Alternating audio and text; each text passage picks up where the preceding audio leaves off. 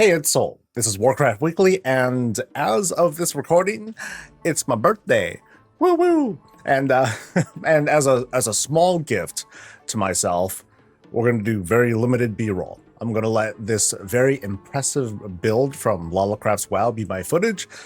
Otherwise, I'm not gonna do any extra assets. The editing is gonna be super minimal and all that. I'm just going to knock this out and enjoy my a restful weekend before a patch release, and I'll let the work pile up. It's going to be great.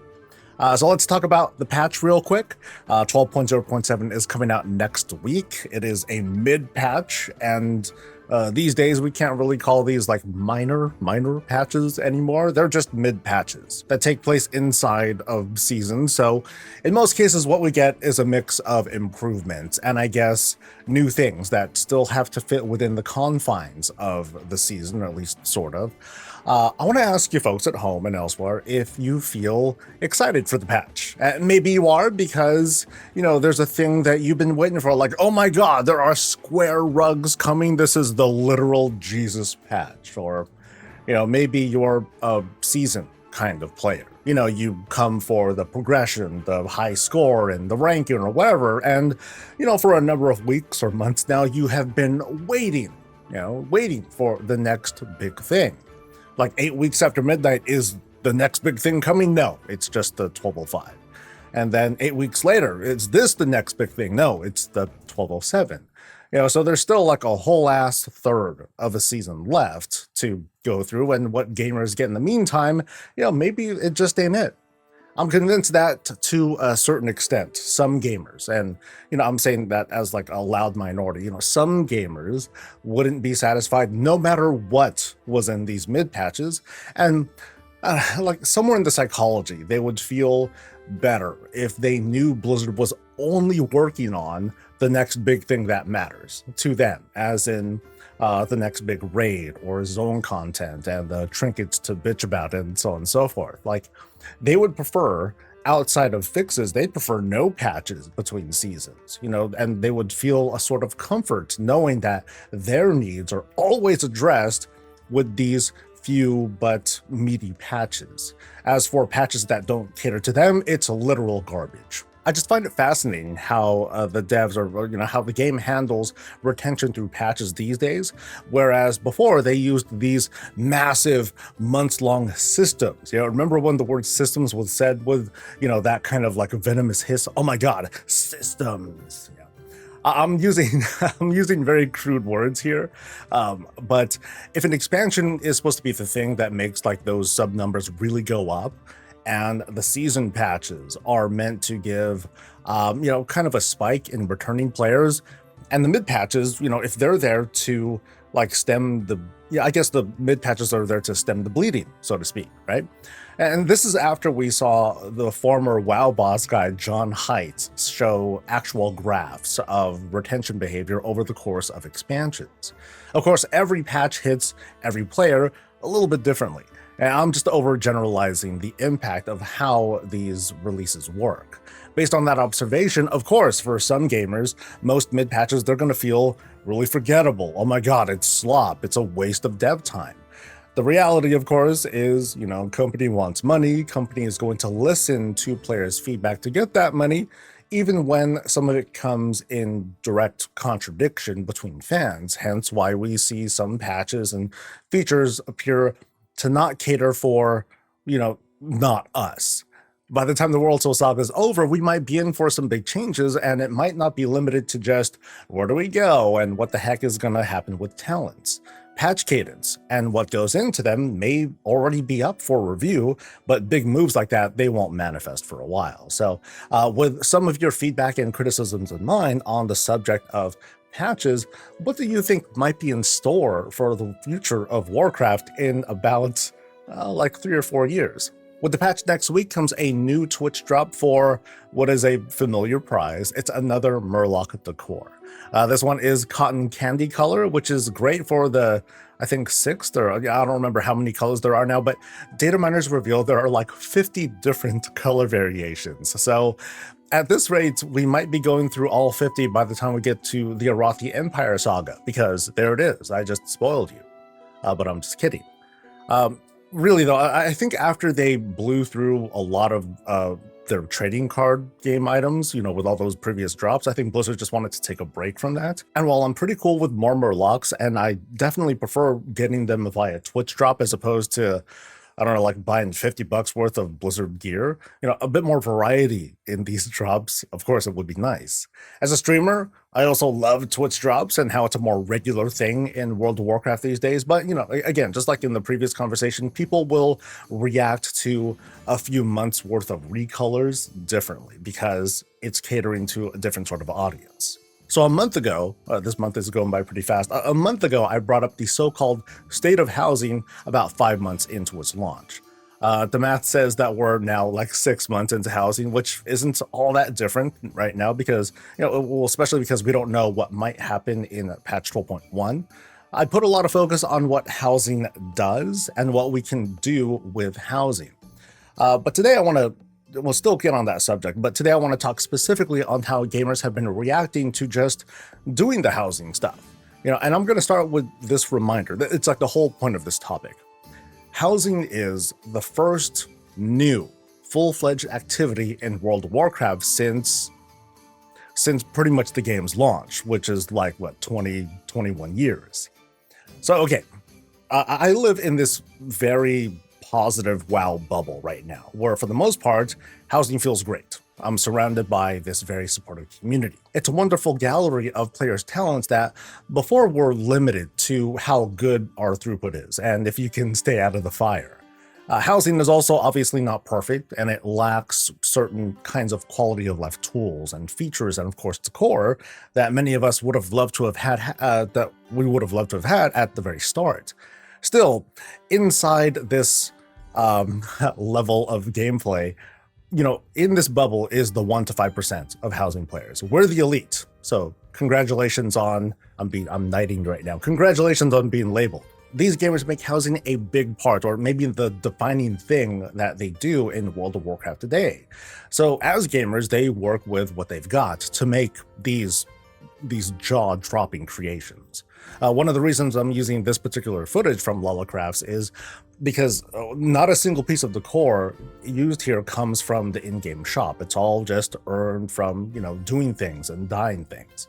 But anyway, at other levels of play, we see, understandably of course, we see players who are struggling to get into it even if they're trying, or maybe they're not trying.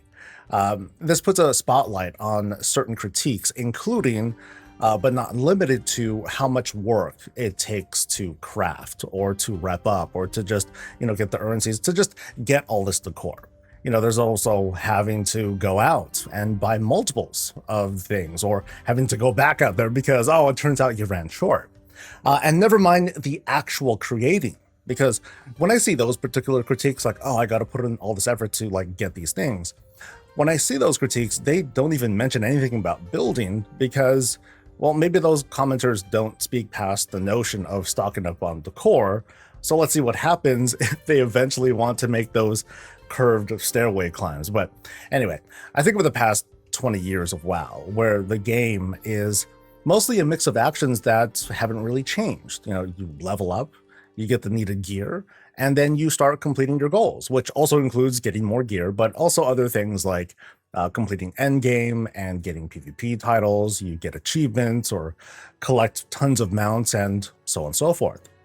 So housing introduces something new to the World of Warcraft. It's a real game changer. It added decor as a new kind of cosmetic reward, like, hey, you got the +1, but also a new way of playing the game. It's a non-combat form. You have now this platform to manipulate rewards into these insane creations, not limited to just houses. So it shouldn't be surprising at all for some gamers to have a really hard time fitting housing into their regular game time because, in a way, housing is undergoing this transition of becoming part of this 20-some-odd-year-old World of Warcraft. It's like saying housing at the moment, it's not really WoW. Like Garrisons back in the day, they barely dipped its toe into the idea of customization and creativity. As a feature, it was more or less a tool that led to other rewards, be it like resources or transmog and gear and mounts and so on. I imagine there were very, very few gamers out there. Feel free to shout out if you are. But I doubt there are a lot of folks out there who meticulously recruited followers of like all the same race in an effort to have some level of customization. So I can make the claim that Garrisons, because of its scope and limitations, they felt more grounded into World of Warcraft than Housing does currently, because Garrisons didn't really change the game outside of making the outdoor world feel worse than it already was during its time. When I see the comment threads talking about how, hey, you know what, yeah, we were so excited at first, but then Housing, it just felt like a dud, and my neighborhood's dead, my guild's not doing anything, and so on and so forth, I get it. And what I'm talking about here today isn't the only reason why. I'm not trying to tell anyone that, I'm not trying to tell you what you're really thinking. This is what's actually going on. In today's Housing, which is still in a very early state, it's mostly being positioned for like the early crowd, these really hardcore players who have managed to make it a part of their game. But it's going to improve. Import-export options, those are going to be a massive game changer, in the sense that a player can look at Housing as more a collection challenge, and less of a building challenge, at least initially. They just need to get all the things needed and then apply some fangled blueprint they downloaded, and then they're done. They now have a complete house, or at least they have a good baseline to start from, rather than starting from scratch. Because, having just like that one empty room with zero instruction, it's pretty intimidating. Import-export, it's going to be like adding weak auras to Housing. It's going to make it a lot more accessible for, that mythic raider, that title-holding gamer who also happens to be a little casual when it comes to their own creativity and the experience that goes into using these tools. On top of that, weapon and armor displays, along with displaying pets and mount, it's going to be another huge game changer because, well, one, it lets us display our existing collections on a more personal level. It brings new animated life to our builds. And, in a way, it's easier to just throw down a bunch of pets and then watch what they do. My opinion, of course, Housing is in a good and vulnerable state, as our feedback helps it to mold and shape it into something that can feel like a more accessible part of our gameplay, because we're still in the middle of transition. We're still feeling that friction, and so I totally understand where some of the negativity and some of the critiques are coming from. And that's the show. So yeah, happy birthday to me, right? Yay! This week around Azeroth was, of course, super crazy as always, and I'm grateful to everyone who invited me over to their builds, including, of course, the Horizon Guild. It was awesome. Regular signups for visits are in the link down in the description, but those always fill up fast. If you're part of a neighborhood, though, or a guild who wants to sign up as a group, you can join my Discord channel, and your best bet at the moment is to just DM me directly over on Discord, and then we can arrange this group visit, and they've been pretty successful so far. I'm also introducing a new tool for those who have had us visit their place a while back and you've been waiting for like months for your individual VOD or video on demand to go on YouTube. There's going to be a link below where you can make that request. The reason for that, it kind of sucks. Like, the YouTube algorithm really doesn't like it when I upload more than one half-hour-long video per day. And I do want the second channel to, grow and thrive and all that, but it also means I'm going to be selective on what I upload. So again, it sucks because the majority of homes that I visit, and we're at about like 600 visits now, most of them are warband style houses. Like, hey, check out my class celebrations and my characters and so on and so forth, and I don't want to turn potential viewers away with seeing that similar style day after day. I got to change it up. So that said, this form will up the sense of urgency from those individuals who really want their VODs available, and it'll help keep me on track, and I won't get lost with these videos that might be like months and months old. So I'm going to wrap this up, and I want to get myself my free birthday drink. So big thanks once again to this week's designers and fellow viewers.